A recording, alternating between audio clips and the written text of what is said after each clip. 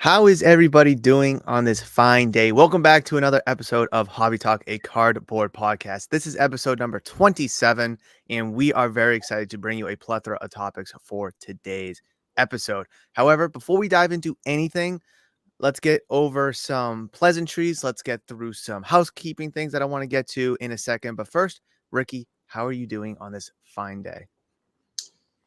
I'm doing good, Murph.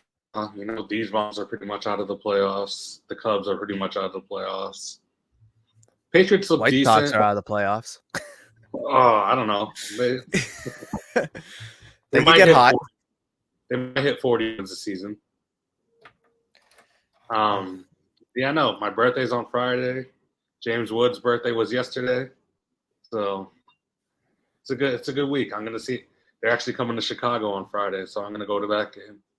It's an exciting time for sure, I think. Just generally speaking, your life, my life, sports, the hobby. I mean, what is not to like right now? And I think today's episode, we're going to kind of dive into a bunch of different topics, but we're also going to be able to kind of just completely talk nothing more than the hobby. And that's obviously what you guys are here for. A couple housekeeping things that I did want to mention. Ricky, people from here at the shop commented in person that they enjoyed the live stream. So maybe that's something we should do a little bit more often. People popped in, said that they enjoyed it and that they would like to see possibly some more things so they could interact with it because they weren't able to catch the live stream. Some of them where they were able to watch it after the fact. So they just kind of like that fluidity of our live stream, even though it was pretty much the same as this, except we just had a couple comments, a couple live commenters, but something to think about moving forward. The second thing is today is Thursday. Today is actually Wednesday, the 18th. You guys are seeing this on the 19th. Mrs. Murph is due at any point. I don't think there will be any conflictions with labor and birth and recording a future episode or two of Hobby Talk. However, if there is, I just want to give that heads up now. I will obviously make social media posts if we have to cancel or postpone an episode. But I want to cover my bases, and I just want to get that out there right now because I got a stupid ass email about some guy complaining that the shop was closed, even though I had to go for an appointment. But neither here nor there. Just want to kind of just plant that seed in people's minds as we proceed with today's episode. But Ricky, where should we start? What topic? I know we got some topics here. I think you're fired up. I'm fired up. I'm freezing right now in the shop. So I need something hot to get the juices flowing. I want to talk about the big news that came out yesterday. Oh, is that this guy right here? Oh no, it's this one. That guy right there. That hardly marketed guy right there. Oh, I did not pull up a link or an article for it. Do you want to just talk about it real quick while I grab something? Yeah, so I think it was on Monday, the day before, Topps posted some little promo video that asteroid has been seen from San Antonio to France or something like that. And once that was posted, I was like, oh, more watered down Wemby cards. I thought it was gonna be like Topps Cosmic, Chrome Cosmic, whatever. Mm-hmm. Nope, it's more unlicensed rookies for the cheap price. Oh yeah, that. I saw this and I just brushed over it. I was like, this is probably like some CGI thing. I honestly didn't even see who it was from, that it was from Topps or anything. I just scrolled right past it. Yeah. Oh my, this is stupid. I mean, like I like the creativity, the effort to promote it differently. I'll give him credit there. I think kind of having the whole shop striking, the lights are flaring, they're falling. I mean, I think that the dramatics is a little too much. Look at that unlicensed card. Now, if this was a Leaf card, Well, people would be going crazy. Now that I'm looking at the Wemby auto, that's not even a 10. Yeah. Where's my mouse? Right here. Yeah. Oh my god. I mean, LeBron's auto looks pretty good, but Wemby's I don't know. Oh And man, then here's the out of 5 version, which you can still see the that's not smearing those here. ones said. Even LeBron's. Oh yeah, look, we're way over here. How do you go from a nice? Oh, I guess he's on it right here too. At least they're on card. I mean, we have to at least give them some kind of credit, right? I mean, we can't just be Debbie Downers and talk, No, I know, I know. trash. Well, I Not guess we not probably Nick. could. No, I'm not nitpicking. Those are going to be crazy cards. So let me ask you this, Ricky.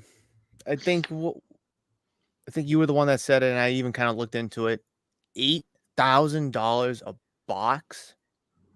$8,000 Tops Mercury Wemby. for 8 cards. That is just absolutely insane. Look at I found a way to switch it over. I was able That's to. cool. So I'm so excited. October 9th, 12 p.m. Eastern. So it's just a Victor Wembanyama set. Obviously you're gonna be able to get, RPAs, numbered RPAs, regular autos, numbered cards. What is this? What's in the box? You're gonna get one auto relic to 99 or lower. You're going to get one autograph card, just an auto card, to 99 or lower. You're going to get insert card number to 99 or lower. You're going to get 2 base cards, because that's what we're paying $8,000 for, is the base. We're going to get 3 base parallels to 99 or lower. And we're going to potentially get a bonus hit of a dual autograph. Oh my God. So Now, does this dual autograph have anybody other than Wemby and LeBron? Oh, here we go. Dual autos. LeBron, Shaq, CJ Stroud, Robinson, Parker, and Jason Kidd. Couple randos, but whatever. I don't think it's man, worth $8,000, Ricky. I Jason don't. Kidd. Why is Jason Kidd on there? So, this is my justification. LeBron. Shaq, no idea. Stroud, Fanatics athletes, top football rookie last year. David Robinson, Spurs. Tony Parker, Spurs. Jason Kidd, no idea. That's so random. Yeah, but Texas. I just, oh God, I don't understand the. So basically, what we're saying is that this auto relic to 99 or lower, the auto card to 99 or lower, and the insert card 99 or lower, technically all 3 of those is what's going to equal $8,000, because you're not buying it for the base cards. You're not Right. buying it for the base parallels. You could care less for any of that stuff. Wait, You're so basically buying it for these 3 cards and the chance of obviously the LeBron auto as well. are all the insert cards autographed or? Not this one. Well, it says that the picture here is an autograph, but it just says insert card 99 or lower compared to these two saying auto relic, auto card. So basically, you're getting 2 autographs. With the chance of a bonus autograph. My thing is I want to know what this is direct. I want to know that the MSRP is going to be 8,000. I want to know what the resale value of it is, You know, if there is any. And in our notes over here, I kind of put, will they do other sets revolving around other players? So I want to kind of get your take on that. If this is $8,000, is this just a high number because it's Wemby, or is this, let's say they do a Stroud, but since Stroud isn't as popular as Wemby, take it for what you say, take it for what you want. Maybe the Stroud set's only going to be $5,000, or is $8,000 going to be the bar, and everything else is just going to be eventually 9,000, 10,000. Kind of want to hear your thoughts about the future of this product. all right. So my first thought. So how is 2020 2024 Topps Mercury holding Victor Wembanyama? It does sound like there would be other players in the future, and this is just one set. But I can't imagine other players drawing that kind of price tag. So it has to be just Wemby specific price. There's no who right now today. Who can they make a set like that for $8,000? Anyone? Like maybe LeBron, maybe Tom Brady, maybe Curry, and that's it. As a players for right now, yeah. Yeah. But they would try to shove down our throats CJ Stroud. For $8,000 box, absolutely not. There would have all autos would have to be out of 5 or lower, and then maybe you'd get your money back. Now, I agree with you that LeBron, Curry, Brady, like those are some nice boxes for $8,000. I'm not going to sit here and tell you that I'm going to pay $8,000 for it, but at least it makes sense of these GOATs and these legendary players whose career is solidified, and in some cases for LeBron and Curry, still being, their resume is still getting fluffered up a little bit. But again, with Brady and being all done, I that makes sense. But Wemby at $8,000, again, you're just like either asking yourself to fail on this product because of the price point, or you're going to potentially ruin the hobby long term because, well, why will I go buy a box of Topps Chrome? Why would I go buy Topps Pristine? Why would I go buy Bowman Chrome when I can just wait for this Topps Mercury set to come out with the best player, whoever it may be that year? Let's just say it's, Right. Cooper Flag next year, where they come out with Topps Chrome, Topps Mercury, Cooper Flag, Topps Mercury, Shador Sanders, or whatever. Because I think they could kind of rotate this into other players. Topps Mercury, CJ Stroud, Topps Mercury, LeBron James. So it's again, why open a hobby box, a jumbo box, a blaster box, and look for these cards when you could just wait till whenever the next product comes out of whoever. Now, I want to know Mercury. They're not going with the astrology planet. They're going for more the element. Yeah. But is there going to be a Jupiter set? Is there going to be a Saturn set, a Pluto set? Like, further away from the sun, are we getting better? So I think there's a lot of different angles that they can kind of go with this. But I also think that they're potentially setting themselves up for failure. Also, with too many Wemby autos in circulation now, or Just the price tag to begin with. I mean, yeah. if this was $800, you, me, and the casual Joes could justify spending $800. Even if I was to just get one autograph, I don't know if this will water down the autograph market because there just isn't a lot of them out there since he's been with Fanatics and Panini cards that just flooded the market where the autos haven't. Mm-hmm. I hope they're not trying to play catch up and pump out all these autos. But I just think, again, why would I open a Topps Chrome hobby box, a case of it? Why would I open Bowman Chrome? Why would I open this or that set? Go hunting for Wemby autos or the next guy, whoever it is, when I can just wait until Topps Mercury comes out of that guy, just pay the arm and a leg for it, where I know at least I'm getting a guaranteed patch auto to 99 or lower. I mean, that's what you're basically hoping for. I mean, that is the gold Mm-hmm. mine right there. If you were to open a Topps Chrome hobby box or a Pristine hobby box or pick any Topps product, I mean, the auto card number to 99, that's what you're chasing for. So instead of spending hundreds and thousands of dollars on these other products, these other brands, you might as well just wait for the Mercury set to come out. Yeah, I mean that makes sense. I'm looking at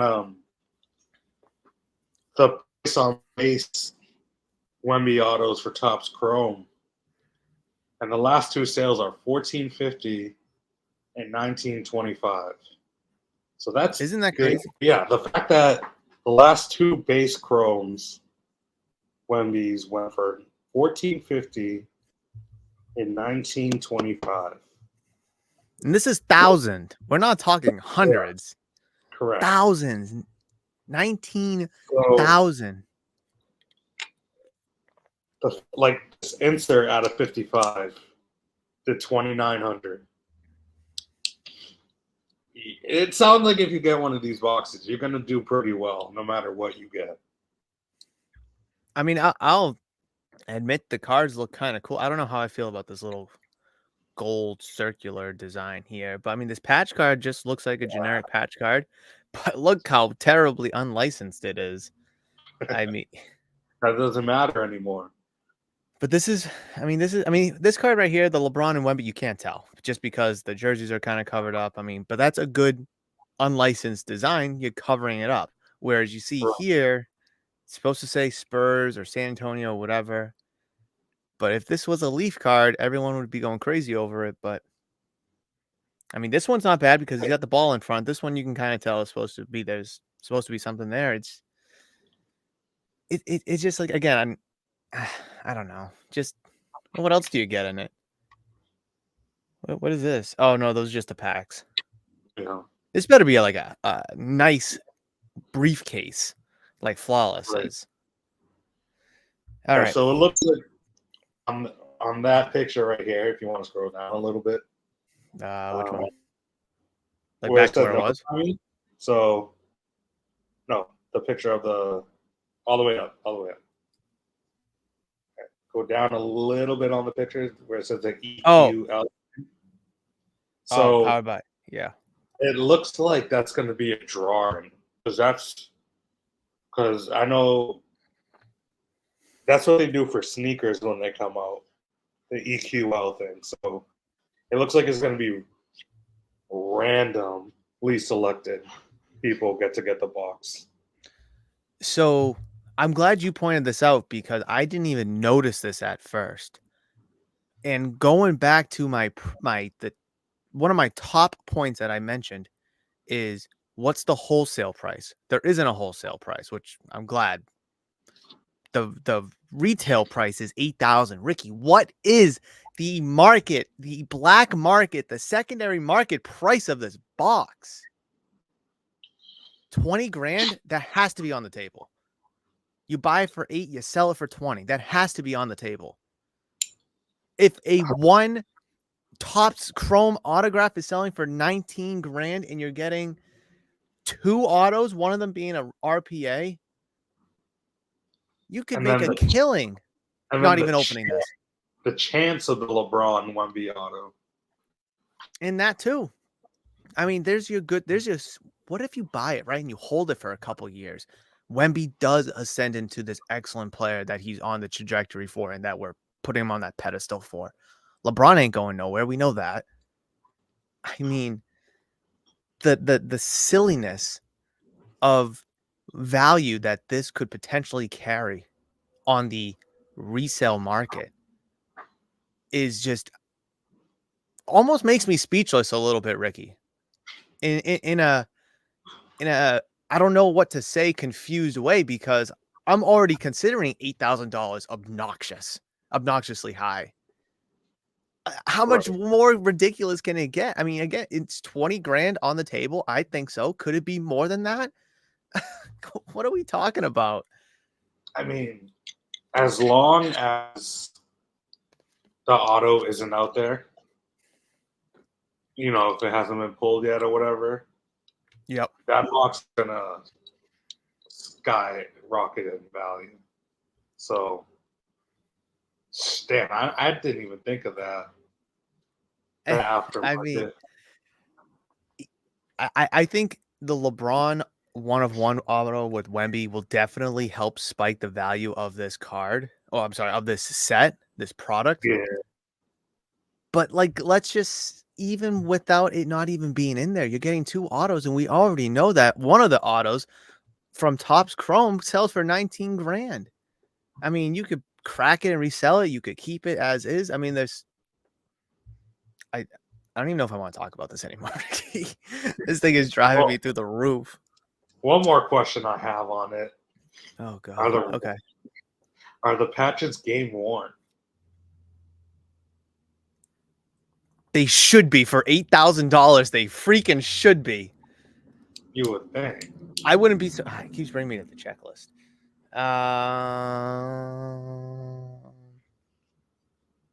Yeah, no, there's nothing on it. I wouldn't be surprised if it wasn't. I really would not be surprised if it wasn't. But they had a whole year of Wemby, Right. and this Right. product is coming out 3, 4, 5 months after he stopped playing. Yeah, it has to be. Plenty of It has. time to get a jersey. Okay. Um, I wanna pivot to a. This will be a quick article. This will be a fairly quick article. A man was arrested for trying to steal sports cards from Target. We're still doing this. Are we still doing this? This isn't from South Windsor, Connecticut. That's probably like an hour and a half or so from me. I mean, I'm not exactly sure where. I know where South Windsor is, but direction wise from here, probably hour and a half. This guy looks familiar. I don't know his name from. Well, I do from reading the article. He honestly looks a little familiar. Um, Lord. 35-year-old Daniel. Let's just call him Daniel.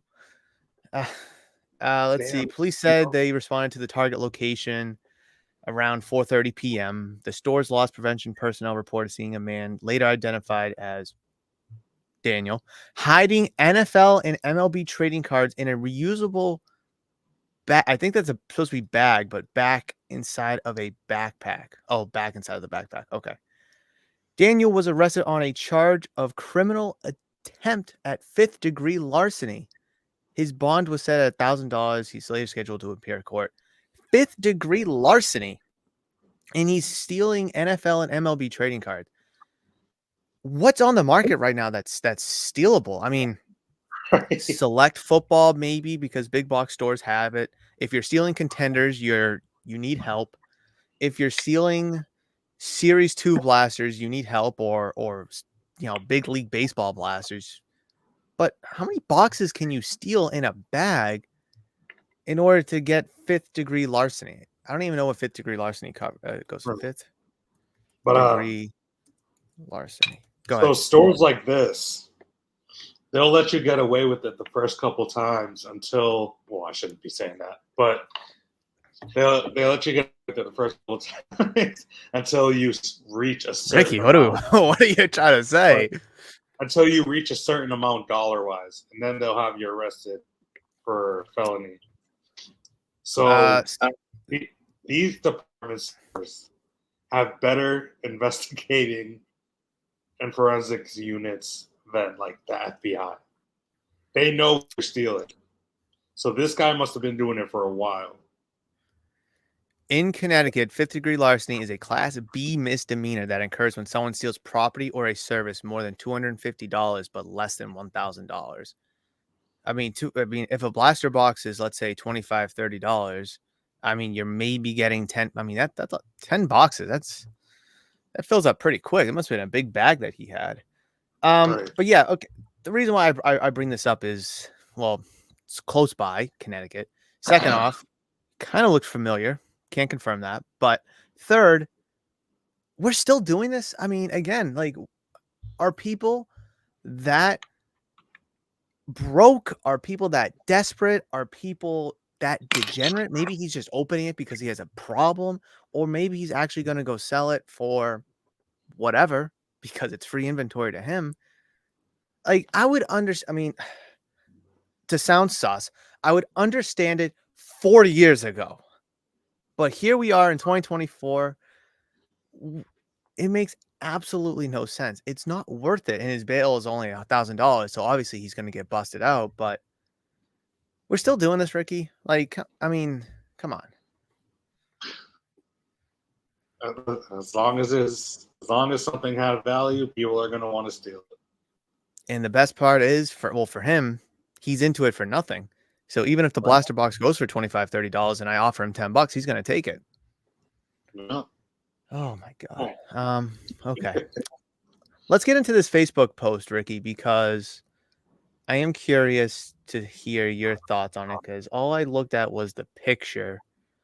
I didn't really go into it. I mean, I thought there's much for me to go off of with just the picture. Stand by. I wanted to crop out the person's name.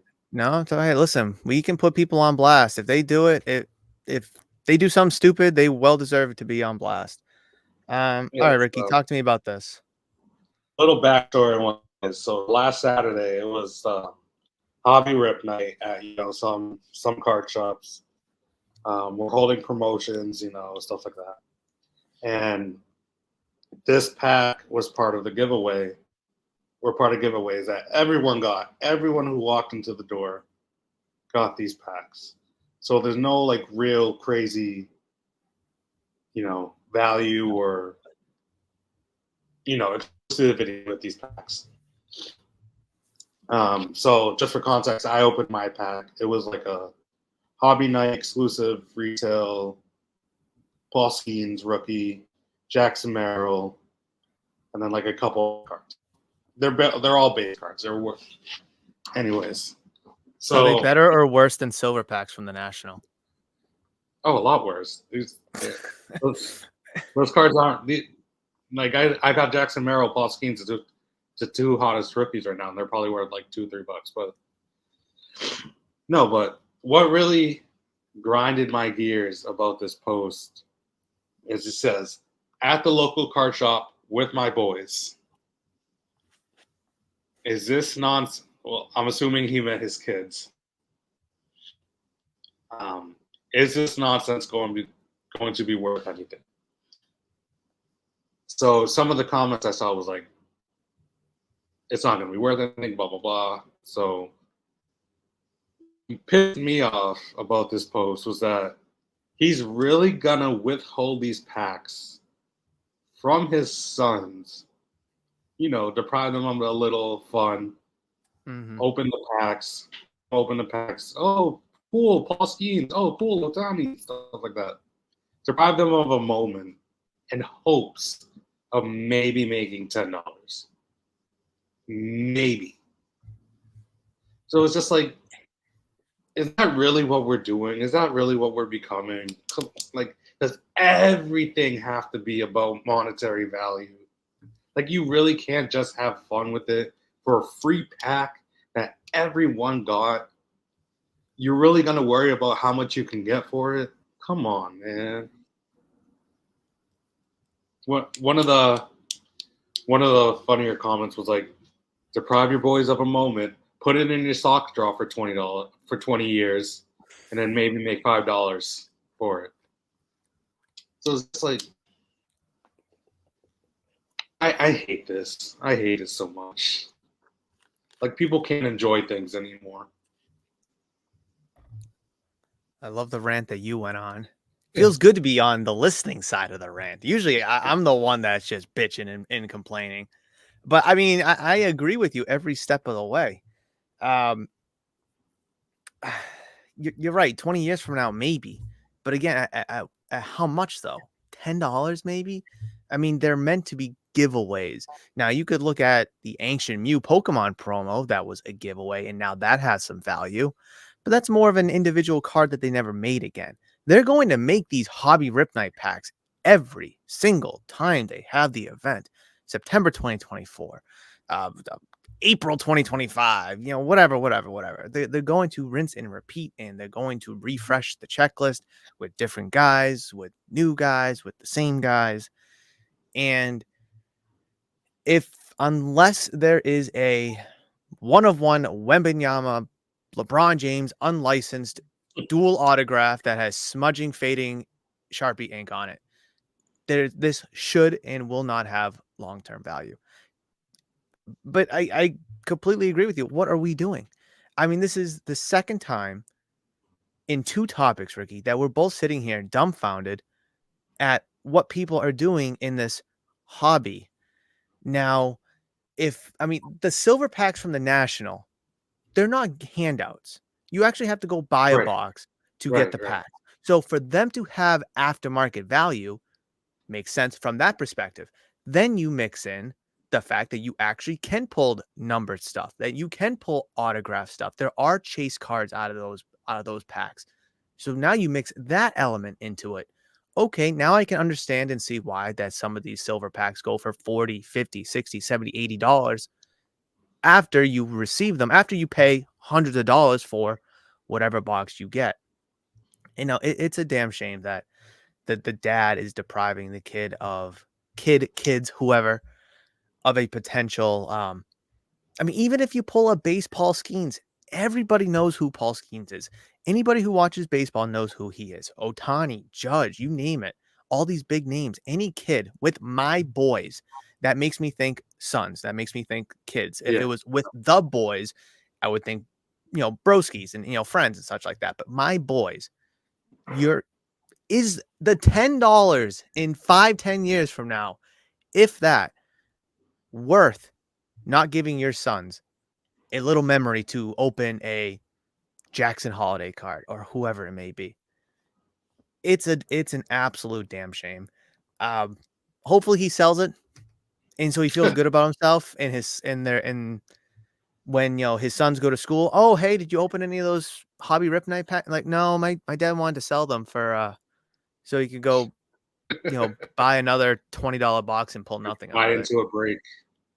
Probably of all Yeah, things.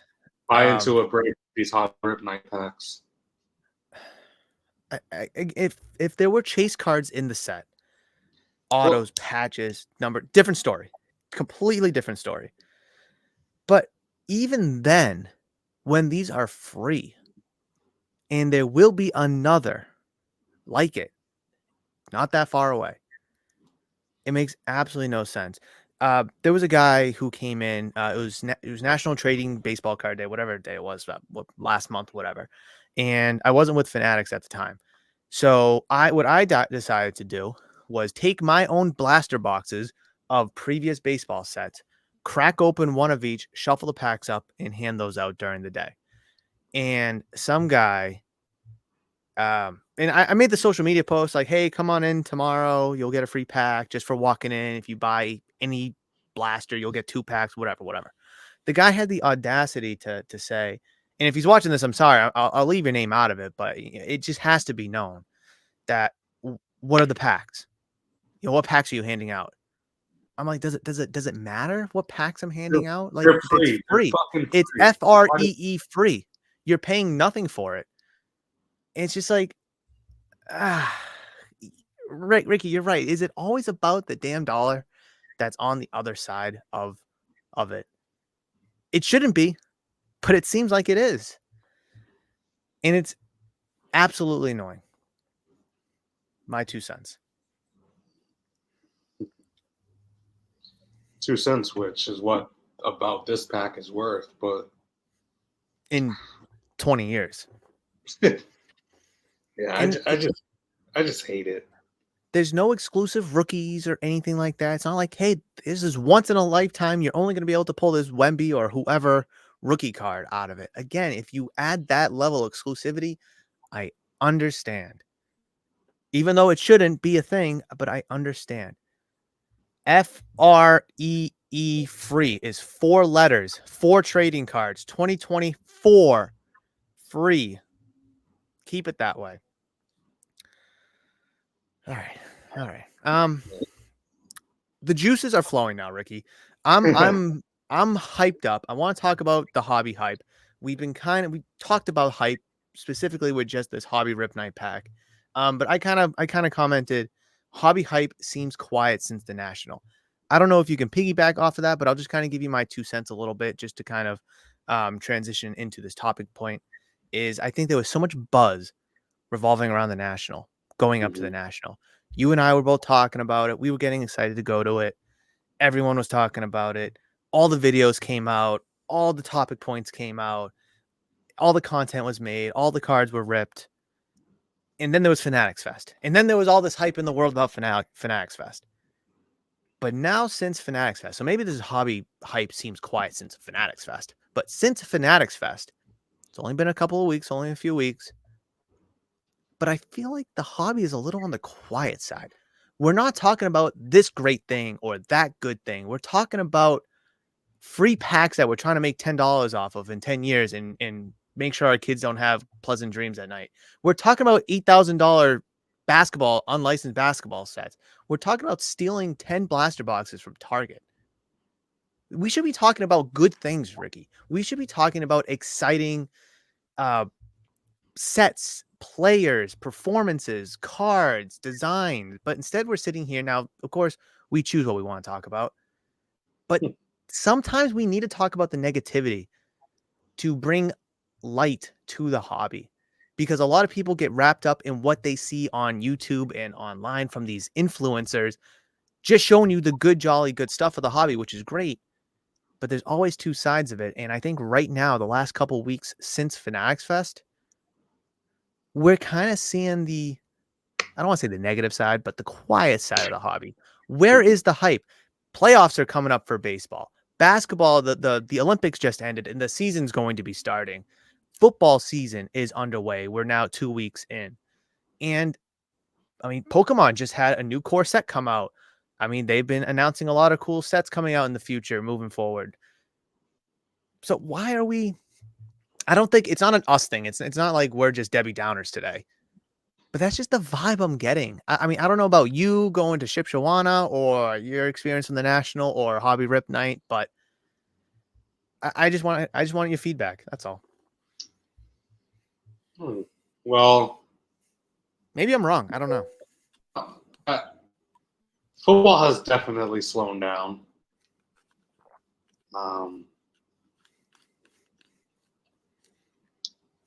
Yeah, I mean, baseball, Paul Skeens slowed down. He's still doing well, but his hype slowed down. Ellie's hype slowed down. It's all about Judge and Otani now, but it's been all about them for the last 3-4 years. So it's nothing new. Yeah, there's just not too many exciting things going on right this second. So I understand where you're coming from. I like my thing for me is we're entering the third week of the NFL season and we don't have any rookie cards for the top guys. But even if we did, they're Fanatics athletes, so you can't even open them out of the Panini stuff, or they're nice cards, I should say. But I finally think that people are starting to get the memo that you can't just buy into all these breaks, buy into all these repack shows, buy into all of this nonsense that you see online, or dump all this money into boxes or cards for that matter, because the return investment on the other end of it just is not there. Now, I think a lot of people are focused on this guy right here because he's actually, again, I've said this time and time again, he's actually performing to the level of hype that we gave him. I think Mm-hmm. Jackson Holiday is, since he got called back up, he is performing to the level of hype that we gave him. And I think people are focusing on the 1% of the 1% of players. Stroud, Wemby, Jackson Holiday, Paul Skeens. I mean, the hype of these other guys too have gone down. But now you look around football for that matter, we should be getting excited about Caleb Williams and Jaden Daniels cards. They're rookies, so they need time, but we give them all this hype in the world and they are not performing at that hype. Drake May, the third overall pick, he's sitting, he's not even playing. Um, what's his name? Michael Penix, eighth or ninth pick in the draft. He's not even playing. JJ McCarthy, injured. He's not playing. Bo Nix, he is playing, but he's not playing well in a bad offense. So where is the hype and excitement around football? Because nobody cares about running backs, wide receivers, or tight ends. It's about the quarterbacks. And I mean, Bryce Young just got benched. Zach Wilson sucks. Kenny Pickett sucks. Malik Willis, he looked okay, but not good. Mac Jones is benched. Trey Lance sucks. I mean, all of these quarterbacks that we invested in or told to invest in, they are not panning out. And I think people are finally starting to realize that. And I think that's kind of where all this excitement is kind of dying down, mixed into there's nothing 2024 related to open besides score football, but people could care less about 400 cards out of the hobby box. So that's kind of my thing about it. I think it's just a blend of everything finally accumulating, and people are just kind of, I'm done. I can't do it no more. And that's why you might see people like you, not that you're completely switching to Pokemon, but people like you who are just sport guys dipping their toes into the Pokemon thing, because there's always going to be a new set. Don't have to worry about performance. It's a lot safer and it's more fun based on how you want it to be. Cool artwork, this or that. So there's my rant as well. No, I mean, not to. Yeah, no, the whole Bryce Young situation in Carolina sucks. I feel bad for the guy. It's not his fault at all. Not to switch topics real quick, but it's Please. not. It's not his fault at all. That offense just fucking sucks. Sorry for the swear, but no, I mean now that we see like what happens when systems aren't built for good QBs in the first year or two, I kind of don't as much of a as against it as I was. I don't mind not starting Drake May, or I don't mind Penix sitting behind Kirk Cousins for a little bit. Mm-hmm. Like clearly now we see that it's good to let these young kids develop first before throwing them into the field right away. So As much crap as I give Mahomes and as annoyed as I am with him and the Chiefs, they played that perfectly. Veteran quarterback, competent, can get you to the playoffs. You draft Mahomes, 10th, 11th overall, whatever the hell he was, and you let him sit behind Alex Smith. And then he takes the next step and he becomes who he is. Now, no one saw that Mahomes was going to be as great as he is. And he also could have maybe sucked as well because Alex Smith is ultimately not the greatest. So, I mean, but still, Alex Smith is a lot better than most. Now, if they threw him right into the fire, Mahomes, he still could have been great. But the chances of him being as great as he was, I think, significantly decreased. I mean, he's come out and said that he learned so much behind Alex Smith. It was the best thing for his career. Tom Brady, I mean, extreme example, 6th-round pick, 4th guy on the depth chart. Then he becomes the backup. Then he becomes the starter. He's even said that he's so thankful that he was able to sit and learn through his 5 years at Michigan, being the 7th quarterback on the roster, going to New England, sitting. That was the formula. Unless you were a generational talent like a Peyton Manning, like a Drew Brees, I think Aaron Rodgers could have started right out of college, but obviously he sat behind Brett Favre. I think Andrew Luck was a NFL starter on week 1, but all mm-hmm. these young guys, Drake May, Bryce Young, Mac Jones, even they needed time or they need time to develop. And you could look at Trevor Lawrence, 1-1 a couple years ago. He's better than Zach Wilson and Trey Lance, but I mean, is he worth the first overall pick of the draft 4 years later, 3 years later? I don't know. I mean, this year, this season will be a make or break year for Trevor Lawrence, and if he gets labeled a bust or not. Being 1-1. If he's a 3rd round, 4th round guy, no one's going to sit here and care. But these quarterbacks need time to develop. And as anti Drake May as I am, I do agree, and I've said this, that he should not play because he needs time to develop. The college football game to the NFL game are two completely different things. And that's why I think we're seeing these quarterbacks who start week 1, Bryce Young, Mac Jones, Zach Wilson, they do struggle out of the gate. Bo Nix, again, he's in a bad system, but even he is struggling out of the gate. Hopefully, Michael Penix, as dumb as the pick was for the Falcons, hopefully this does favor Michael Penix in the long term, but only time will tell. All right, I can close that. I can close that. All right, so this might be a hot topic, and I'm hoping people have their own opinion about it. And if they do, I would love to read those comments if they do, or reach out to me or talk about it in the shop. Now, Ricky, this is a longer article. I'll try to breeze through it as fast as I can. I'll probably not read everything about it just because of its length, but this is definitely one to really kind of sink our teeth in. Why baseball still has the edge over football and basketball in the sports card world. In a vacuum, without reading too much further into it, Ricky, what do you think that this article is trying to portray based off of its title? That baseball has more real fans than football and basketball do. I will agree with that. I don't know if that's exactly the point of this article, but I will agree with you there. All right. This came out literally yesterday. I was laying in bed last night at 11:30 and I found this article. One of the oddities about the collecting space is that baseball dominates as it's still the true American pastime, while the NFL and even the NBA have surpassed baseball when it comes to television ratings and fan engagement on social media. They also run reruns when it comes to vintage modern cards. Oh, I do not want to create an account. Stand by. Boo. Stand by. Oh my god. Okay, well, I guess I didn't need the account last night. Anyways, what it goes into, I'll leave a link to it at the description of this video.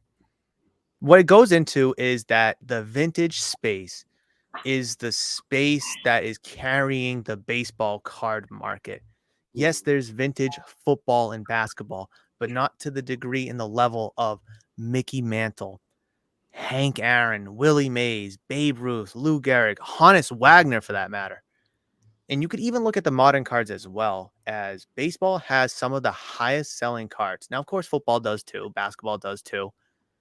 But when you take into everything into consideration, what are the cards that have the most highest sales? Typically, it's vintage baseball. And this article doesn't say that, vintage baseball is the best, that it's the most investable in, da da da da. It just says that vintage baseball is carrying the baseball market. But then you mix in your Jackson Merrills, your Jackson Holidays, your Paul Skeens, which are all different players, shortstop, center fielder, and now we're seeing the revolution of the pitcher market in Paul Skeens. But when you think of basketball, you think of just scorers, LeBrons, Lucas, Currys. And when you think of football, you just think of quarterbacks. If they're not a quarterback and they're not dropping 40 a night, who really cares? Whereas baseball, Jackson Holiday and Jackson Merrill are two different players. And then Paul Skeens is a third different player. And then you can mix in Ellie De La Cruz, who's a completely different player than all of them. So it doesn't matter what kind of player you are in baseball or recently what position you are, baseball is still the upper echelon, which kind of refreshing, to be honest, as baseball fans. And I'm sure you like to see that or hear about that. So, Ricky, I want to ask you, does baseball or should baseball be on the forefront of this hobby? I kind of have an idea what you're going to say. Try to put your bias aside. And if it's Uh, not, then how do we go about it making it if it's even possible? I don't know if this is what you thought I was going to say, but probably is. I always feel like baseball has always ran the hobby just because of all the vintage cards all the way back then. And I've always thought this to myself. It is nice to see some confirmation that baseball baseball cards are more for collectors. I think I might have said that before actually. Baseball cards are more for collectors than football and basketball are. I feel like basketball and football are more, flips. People want to make money in it, whatever. But I feel like baseball is more centered around collecting. So it is nice to see that I was right. Um, Obviously, you still have flippers in the baseball market, but yeah. So I agree completely with you that football, basketball are way more flippable, and you can make a profit in those, and of course you can in baseball too. But you have to be more patient. If I go out and buy Malik Willis rookie cards right now for $1 or two, and he goes out and throws 6 or 7 touchdowns and wins, that card's going to be worth 100x on what I paid for it. Whereas if I was to go buy, I'm just trying, I don't know, any top rookie really, or any just middling rookie, and they hit 3 home runs or 4 home runs, you're gonna see a bump. Yeah, don't get me wrong, but is a $5 card to $12 card the bump that we're looking for? I think the volatility with football specifically, but basketball also, but football mainly, is just so up and down, up and down. Whereas baseball, it's so much more gradual ups and downs. And I think the natural course of the trajectory for baseball, depending who it is, should be up, especially if you buy them right when the Bowman Chrome first come out. No one knew that Ellie De La Cruz was going to be this exciting, good player. But you could have got his card for $1 or $2 when he was in the minors. And then when he gets called up, they're through the roof. And then when he's hitting cycles and doing all these awesome bat flips, they become hundreds and thousands of dollars. That's the kind of spike or return on investment that I'm talking about there. Because once Ellie De La Cruz becomes a household name, it's really, really hard to try to make more off of that. Because once he becomes that household name, just like with Julio, just like with Bobby Witt, people are already on to the next guy. Jackson Holiday, Paul Skeens, whoever the next guy is after them. And it's quite unfortunate that literally when it comes to baseball, we just pump and dump. I don't want to say pump and dump, but we dump them pretty quickly. Once they are pumped and established, we dump them. But with football, we pump and dump. We buy them. We'll sell them. We'll go back to buying them again. And the cycle keeps rotating and such. Whereas baseball, who really cares about Bobby Wood Jr. right now, even though he's having one of the best seasons ever for not just the Kansas City Royal, but just baseball in general. But I don't know if maybe it's just the popularity disparity between football and baseball, that people like football better, so people are going to pay attention to football more, or maybe just baseball is a tough product to watch. And we talk about this all the time, Ricky. Just not a lot of casuals can get into it. Maybe that's the reason. But baseball is definitely the sport if you're looking for that long-term investment. And I do think when you think of collecting, I think baseball cards, just first thing that comes to mind, baseball cards. No, I agree. I do have a bone to pick with all the casuals in baseball, though. That's why. Fire away. That's the reason for all these pitch clocks and all that stuff.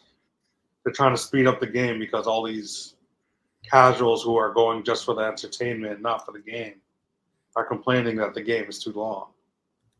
Like real baseball fans enjoy the whole thing. Mm-hmm. I couldn't agree more. I've never been to a game and said, this is taking too long. Like I know what I'm getting myself into when I go to a game. Like for years, Red Sox Yankee games, 9-inning games would average like 4 hours. A 9-inning game, 4 hours. I know this stat, and I'm just emphasizing it for people listening. 4 hours just for a regular game. Like, and it's entertaining the whole time. That's if you actually like baseball. Yeah. I don't know. I don't like these guys. I don't know if it's generally I'm a fan of the pitch clock because it allows more people to watch it. And I think ultimately long-term, that's better for the sport. As baseball purists as we are, we would like to not see the pitch clock, but here we are. It has been proven to be better through nearly 2 full years with it. But is it a baseball problem, or like just the popularity disparity, or is football just so damn popular and that no matter what baseball does, there's just nothing it can do to get on that level that football's at? I would like to think it's just football is just so damn popular, not because I love baseball and not that I don't think it has imperfections, because it definitely does have imperfections, but I just think football is just so high right now that no matter what sport or what player, it's going to be hard for them to kind of reach that level. So one of baseball's problems when it comes to, cards and hype is that a player could hit 3 home runs today and tomorrow he'll strike out 3 times and there goes that.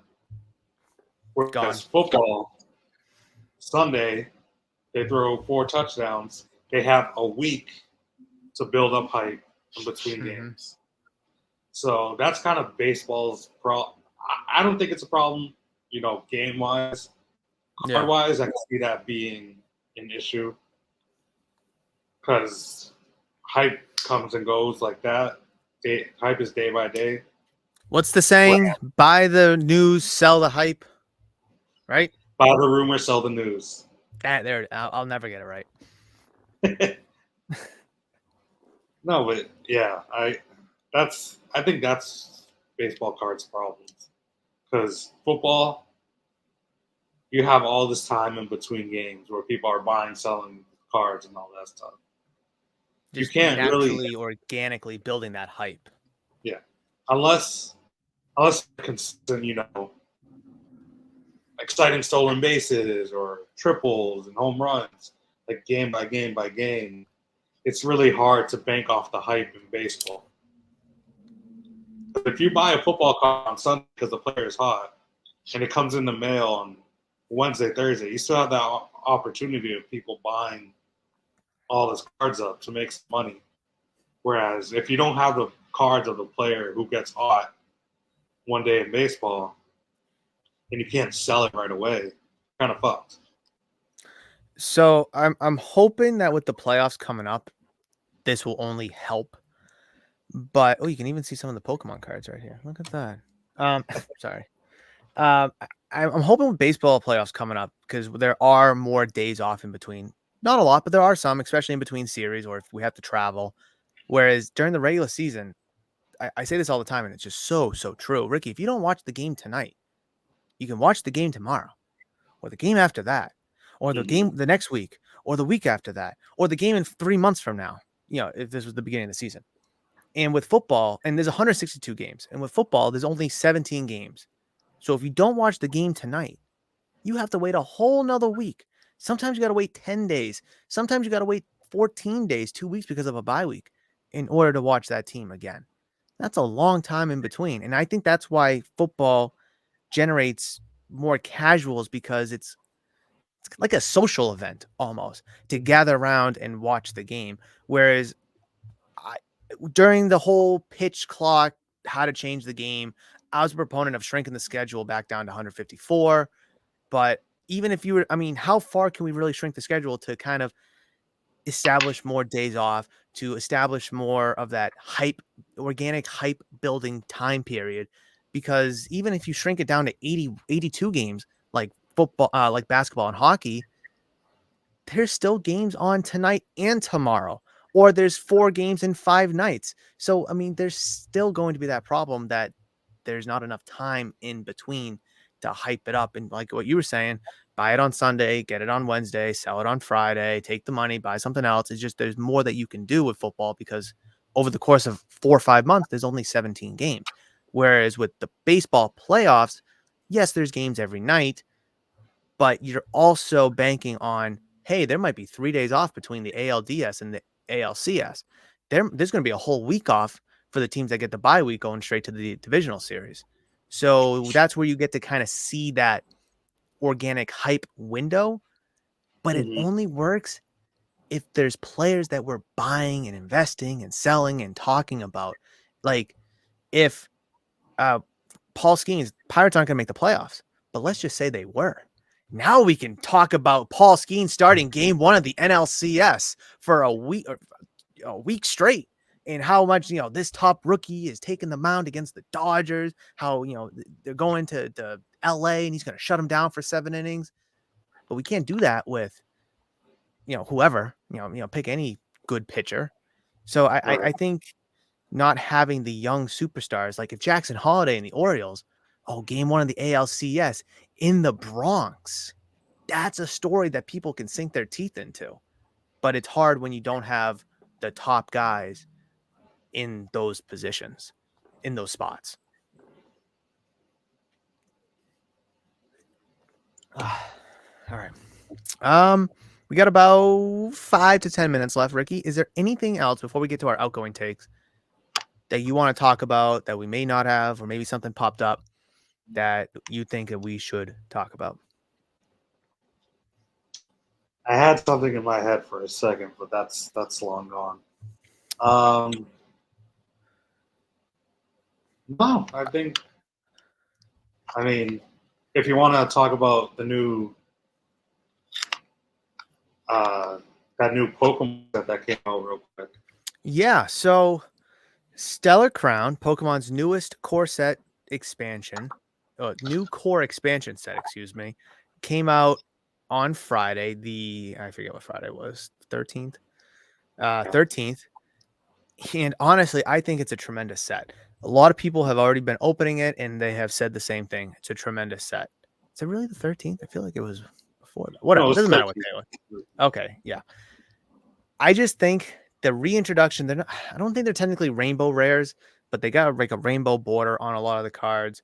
I just think it's a really good set. Let me see if I can pull something up real quick. Stellar Crown cards. Woj Narowski retires. Whoa. That's kind of wild. I just think there's so much going on for this set. I know I just kind of dropped that bomb and just kind of switch topics. Share screen, stand by. There we go. So people are going crazy over this Bulbasaur here. Well, look at that. I didn't know that was a thing. I love how that's done. Look at the Pidgey. I'll get like. Oh, yeah, the card is even like movable. You said Pidgey. Where is the Pidgey? No, the one on the Bulbasaur card. Oh, it's like yeah. Looking at him.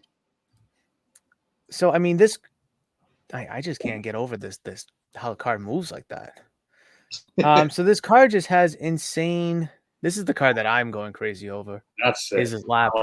So this is the rainbow that I was kind of talking about. It's not really a rainbow rare, but it has like rainbow influences to match the crown jewel kind of theme that they have going on right here. And I just think pound for pound that this set, I mean, this card is absolutely not. There's so much going on in this card, and I love every bit of it.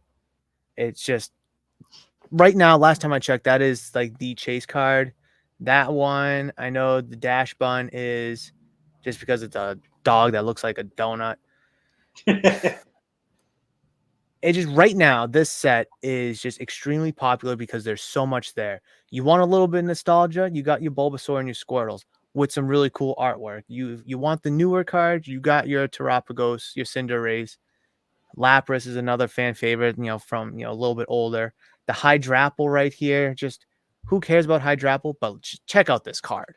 Yeah, I mean, this card is just insane. Like, it screams like you're in a cave in the middle of like, I don't know, like the Middle East, and you're looking at like hieroglyphics, and you see this like caveman drawing. I don't know if you get that correlation, but I get that. And it's just like, yeah, that's it. And this is why I love the set, because there's just so much there. I mean, look at the Galvantula with all the jewels going around it. It just, I don't know. I'm just very excited for the set. A lot of people are. How long term investable is it? Well, I mean, I've said this tons of time here, Ricky, that I think anything sealed booster related is good investment long term. But I think the cards themselves, I think, have a really good shot at holding some decent weight long term.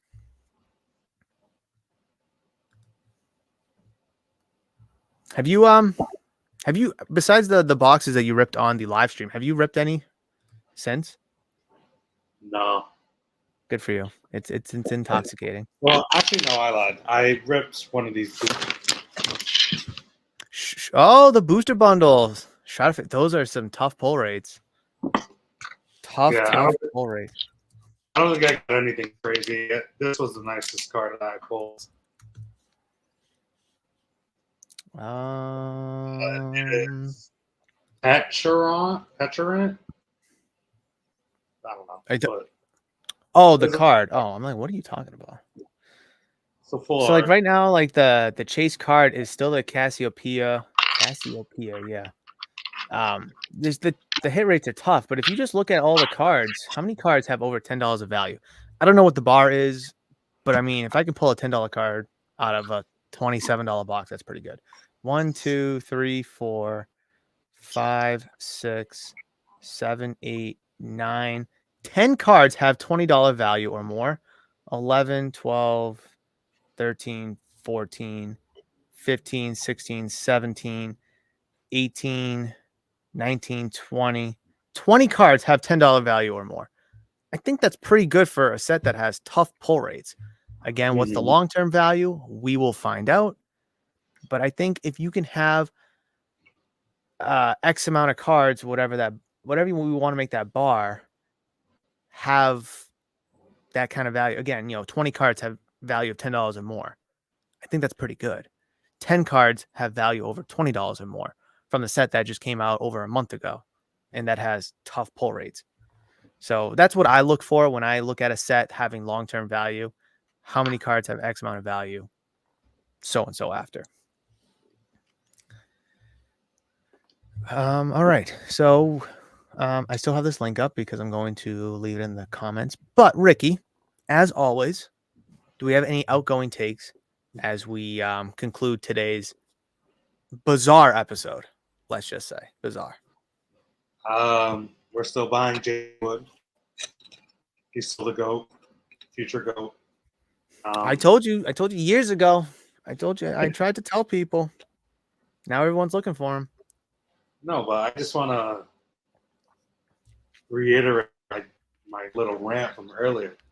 Just this is all about fun. We're still calling this a hobby because it is a hobby. Hobbies are meant to be fun. Have fun. Stop only worrying about the money. I don't want to go on for hours about it, but like people are. I get it. Times are hard right now. Every cost of living is up, whatever. So it's hard not to be only worried about money. But damn, enjoy this. It's fun. It's so fun. If people are, I'm not going to tell people how to live their life, but if people are so tight for money because of cost of living, which is all true, and that is a completely different conversation. But if that's the case for some people, which it is, then maybe they should just take a step back from cards altogether and just Right. kind of reassess their life and get their priorities right until they have that extra income to kind of to spend on free packs. But I completely agree. Honestly, I was literally going to say have fun. I guess I'll try to be different with my outgoing take. Is you kind of stole the thunder. Have fun, enjoy it. It's a hobby. Maybe they need to hear it again. So go ahead, say it. Yeah, it's just it's bizarre to me that no matter what hobby you pick, train model set, comic books, action figures, stamps, whatever. People have fun. That's what a hobby is supposed to be. Now, if you can make money along the way, I think literally if you Google hobby, I think it's supposed to be like a leisure activity where you have fun. I don't know. But like, of course, if you can make money along the way, that is great. If you don't want it anymore, sell it, get rid of it, buy something that you do want, something that you do like. And I think a lot of people forget that idea of having fun because they know how much money there is made or is to be made in this space. But a hobby and a business are two different things. It's like a Venn diagram. Hobby, business, there is some overlap, but they are two separate different things. But people will oftentimes see, oh, wow, I can make so much doing this. Oh, they made so much selling that card. It's like, sure, yes, that is a possibility and that can happen. But what are the chances that it's you, me, us, whoever? So why not have fun in the process? And again, if you can make some money along the way, great. By all means, go ahead. No one's going to say don't make money. But if that is your main singular focus in this hobby, then are you even in it as a hobby or are you just in it for a business? Now, if you admit you're in for a business, fine. I give you all the power because a lot of people can't make that admittance. But don't ruin it for the other people who are trying to make it as a hobby, who are trying to have fun, that don't mind spending $100 on a box to maybe not get that $100 back, or $30 or $8,000 in the Wemby case. If they want to spend $8,000 on the box, they'll make their money back, no problem. But you see the point. But yeah, have fun. I think Ricky, I think we both hit the nail on the head there. Have fun, enjoy the hobby. Just plain and simple, I'd say.